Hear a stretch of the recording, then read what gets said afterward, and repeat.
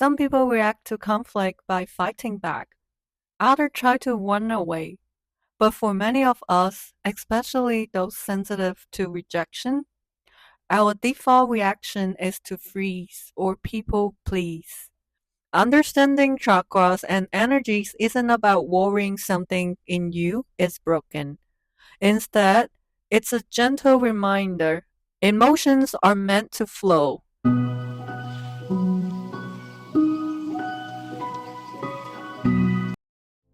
Yoo-hoo! Welcome to Galaxy Manifesto. This is Yvonne. On the journey of learning love and wisdom, we're never alone. A warm welcome if this is your first time here. This is a channel where we use color perception method as a gateway to inner exploration, learning to awaken our sixth sense, dive into subconscious, and walk the path of self-healing and greater happiness. We're now arrived at the fourth weekend of May, and you can already feel a hint of summer in the air. The days are getting longer. Everything around us is opening up and expanding. This is also the time when many people begin to reset their pace and start planning for the second half of the year. Maybe you have been feeling the same energy, a quiet urge to clean things out and prepare. Whether it is your space, your relationships, or something shifting emotionally, it's all gently reminding us a new chapter is quietly approaching. Now it's time for our watercolor section. This part isn't about being good at painting. It's more about offering you an example of an activity that helps you focus, unwind, and feel present. You are welcome to paint along with me, or you can grab a notebook or tablet and jot down any reflection or takeaways that come up while I'm sharing. I will also include a chat note and a free digital journal in the description box, so feel free to download them if you're interested. In the last video, I shared the 10 core meaning of the deep green on top, green on the bottom combination card from my color perception method. Whether it's morning or night where you are, thank you for slowing down and spending this moment with me. I hope you feel a gentle sense of support and companionship in this space. Today, I would love to explore something deeper with you. Have you ever held back your needs or feelings because you were afraid of being rejected? Today, I want to talk about something that may have been quietly sitting in the corners of our hearts. Have you ever held back your needs or emotions because you were afraid of being rejected? Have you ever felt that moment when you really wanted to speak up, express how you feel, ask for something you need, or simply just get closer to someone? But suddenly your mouth closed, your heart started racing, and your whole body felt frozen, as if something was holding you back. It's not that you didn't want to speak, it's just that you were so afraid that if you did so, the other person might not agree with you, might not understand you, or worst case, might reject you. Let me tell you this, you're not alone. In fact, this is something I have experienced myself.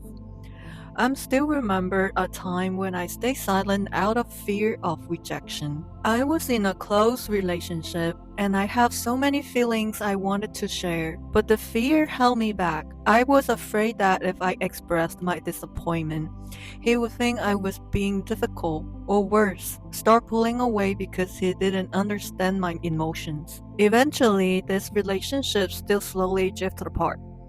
That fear of being rejected, of being seen as too sensitive or too much.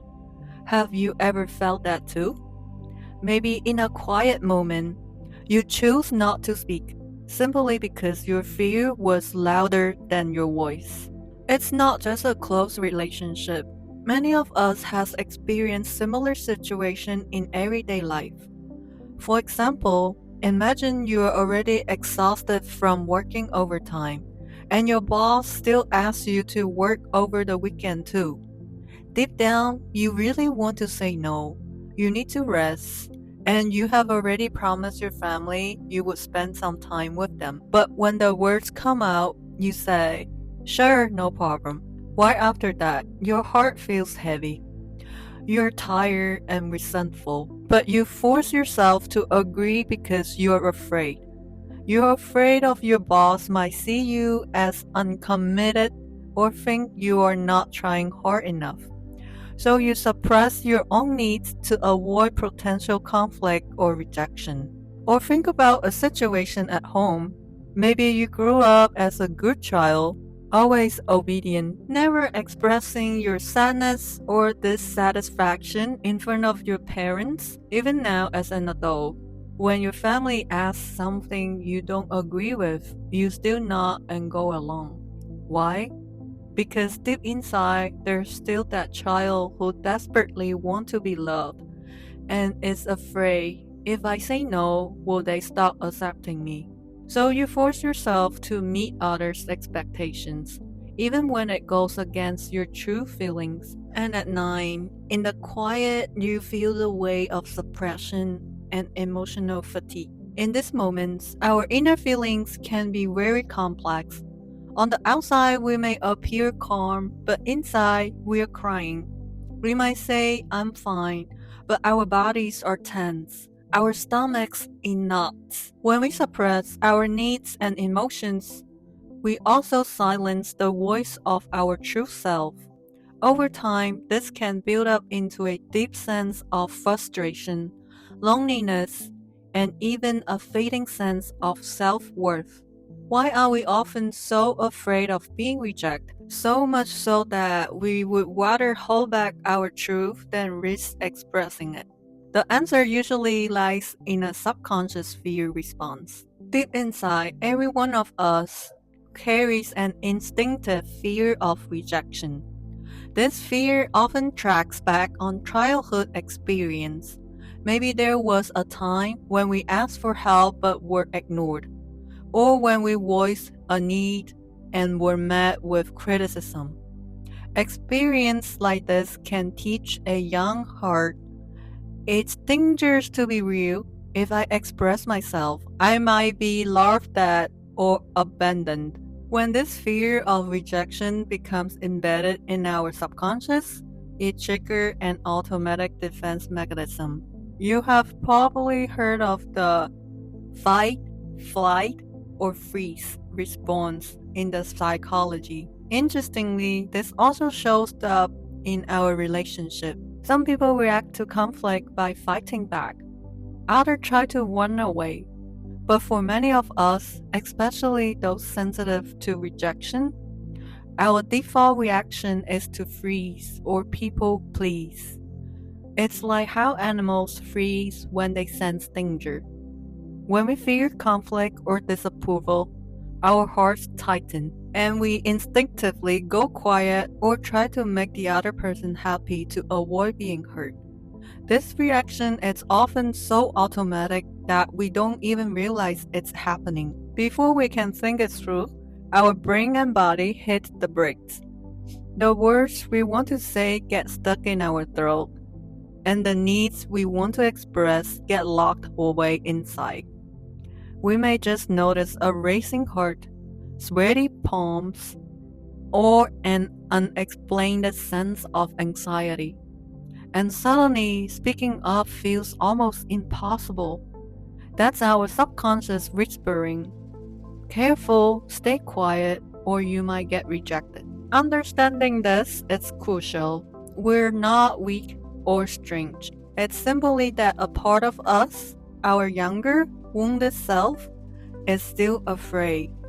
And that fear is a natural human response, a way we learn to protect ourselves from getting hurt again. So please, begin with self-compassion. If you have ever silenced yourself out of fear of rejection, it's not because you are flawed, it's because you cared. You cared about the relationship. You cared about being accepted, and you just didn't want to be left out of love and belonging. Let's try a small exercise together. Gently settle yourself. Close your eyes and take 3 deep breaths. Now, imagine this scenario. You're about to express a need, but you feel a kind of resistance rising within. Ask yourself, what exactly am I afraid of? Are you afraid of being rejected, of being judged, of upsetting someone, or of seeming too vulnerable? Now bring your attention back to that feeling, not to judge it, but simply to notice it. This resistance is actually a protective mechanism from your subconscious.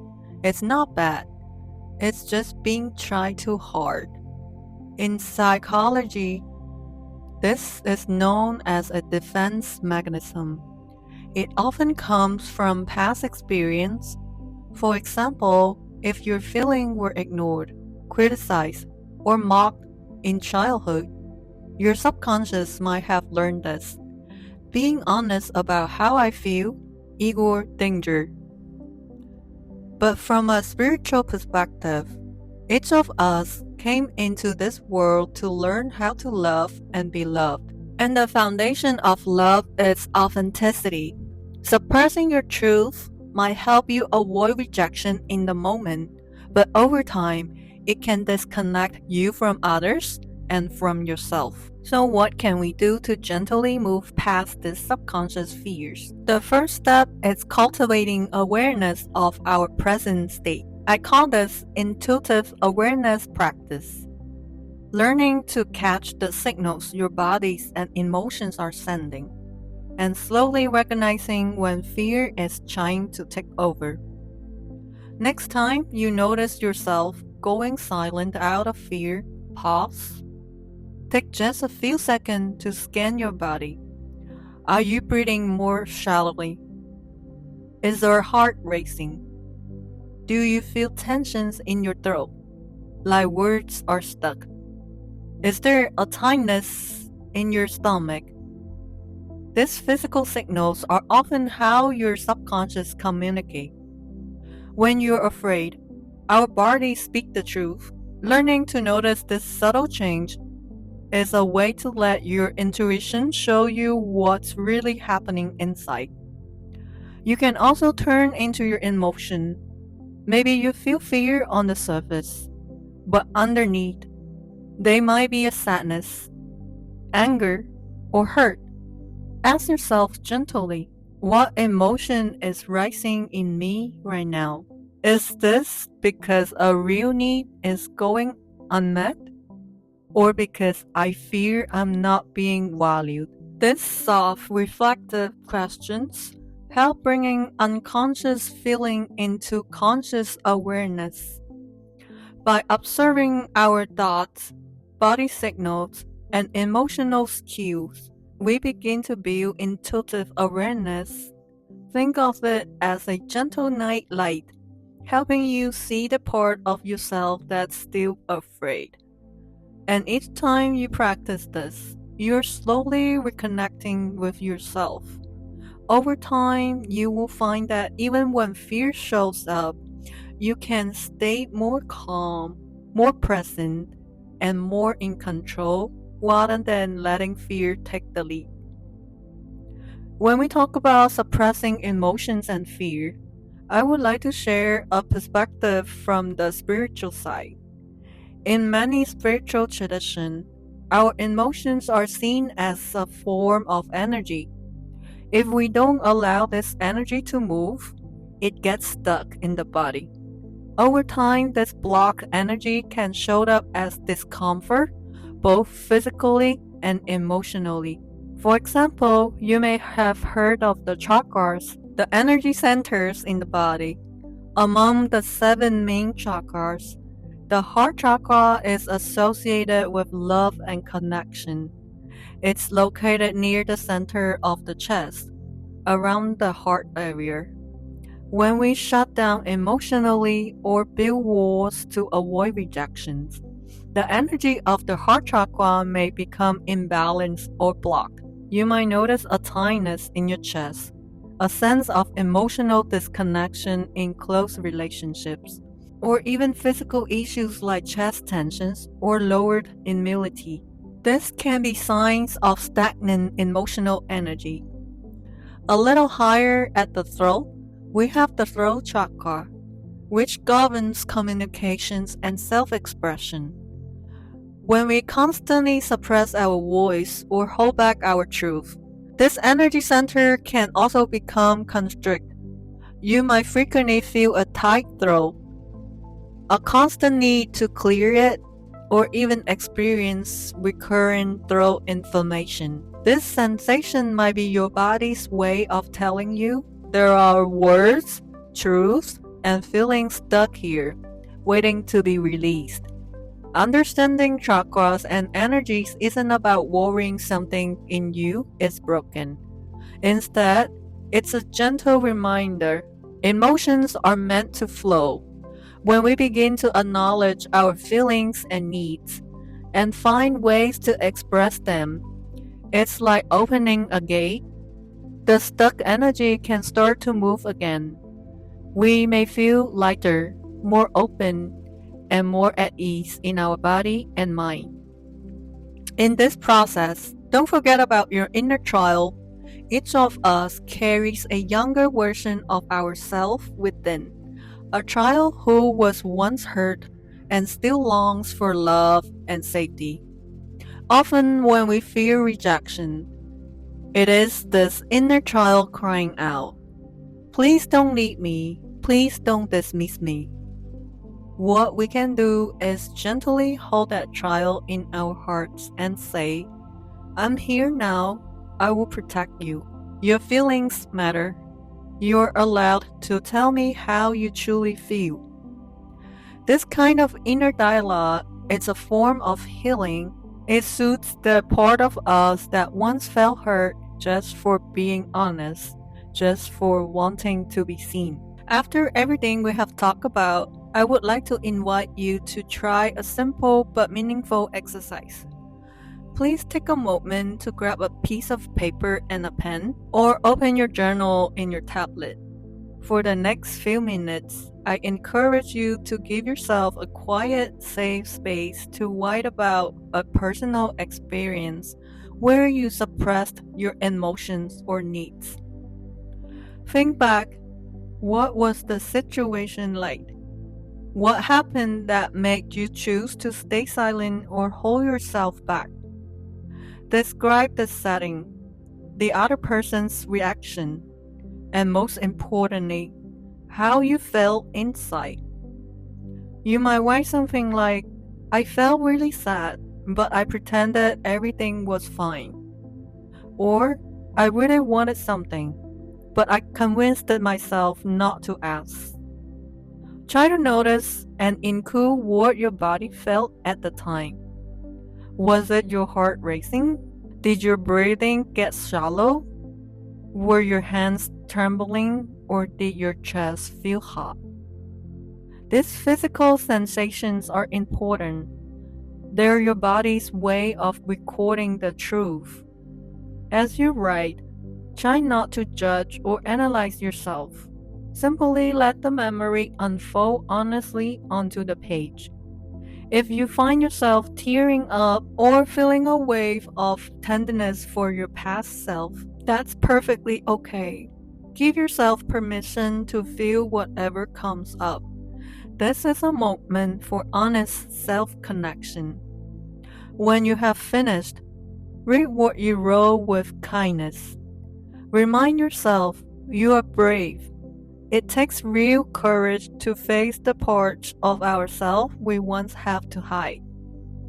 But doing this exercise, you are sending yourself a powerful message. What I went through matters. I see it now, and I'm here to listen. Now let's move into the second writing exercise.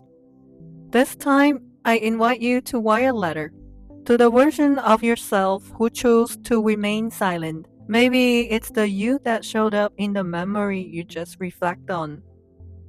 Or perhaps a version of yourself from a particular time in your life. The one who often held back their voice, stayed quiet to avoid conflict, or tried to please everyone at the cost of their own needs. On a piece of paper or in your journal, Begin with a loving greeting to that part of you. For example, "Dear you." Then let them know you're ready to truly listen. You might write something like, "Dear me, I know you were so scared back then. You were afraid that speaking your truth would push people away. But I want you to know you were never alone. I have always been here with you." Right from the heart, as a caring supporter speaking to your past self. You can thank them for being brave, even if their bravery looked like staying silent to survive. You can let them know that the version of you today is learning how to express, and that together you will grow stronger. This letter doesn't have to be perfect. What matters is that it's sincere. Let the version of you who once felt small, unseen, or misunderstood finally feel heard, comfort, and support.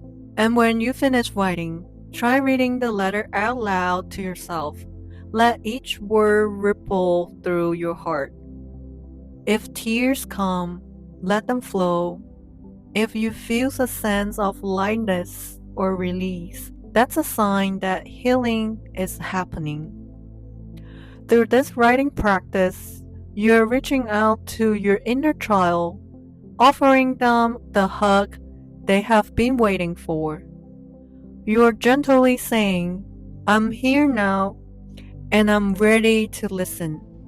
I'm sorry I made you wait this long."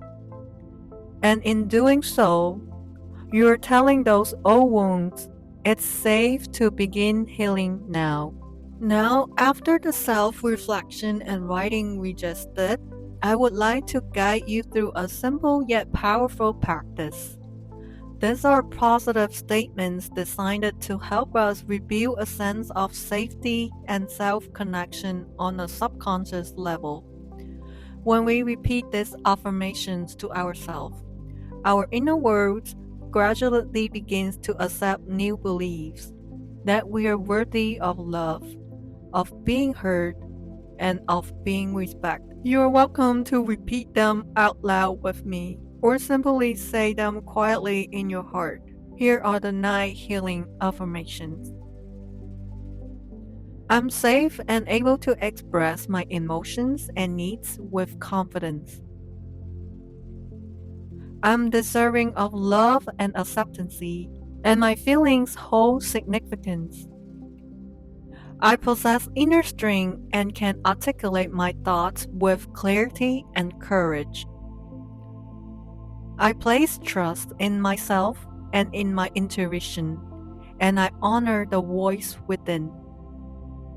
My inner child is loved and nurtured.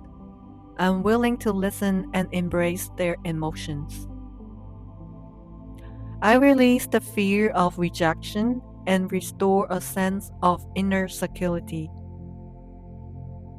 I allow emotional energy to flow freely, facilitating the healing of my inner wounds.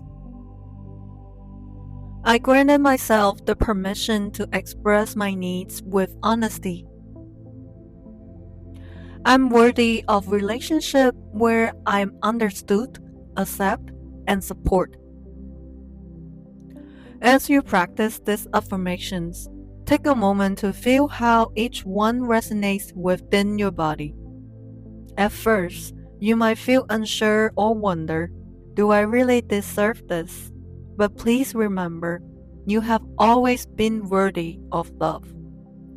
That voice of doubt, it's often just old fear speaking.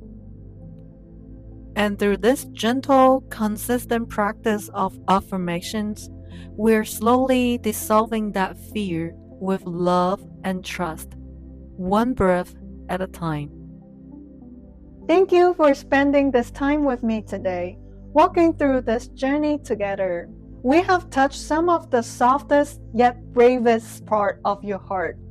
If you have ever held back your needs because you were afraid of being rejected, please remember you're not alone. Many people, including myself, have walked that path before. And today, you have already taken a healing step forward. You chose to face your fears, to practice awareness, and to reconnect with yourself through writing and affirmations. That takes courage, and you have already shown it.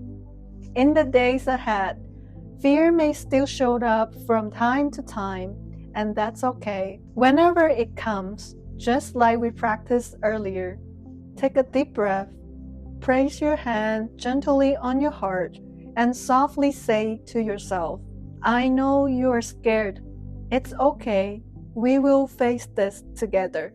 You will notice that fear begins to fade when you respond with your self-compassion. Before we close, I want to leave you with one reminder. Your true self deserves true love. When you are brave enough to express your real feelings and needs, the people who truly care will want to listen and understand.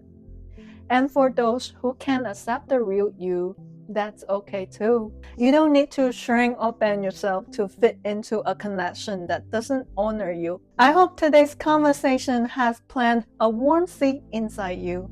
And one day, when you face something similar, that seed will bloom into strength and love right when you need it most. Thank you for listening and trusting me. Remember, you are never alone. I'm always here in this space, walking this soul journey with you. In our next conversation, we will dive even deeper into self-awareness and personal growth. Gratitude to the universe. If you enjoyed this video, please like, subscribe, and share so more people can discover the spiritual intuition behind colors and their deeper meanings. See you next time. Yoo-hoo!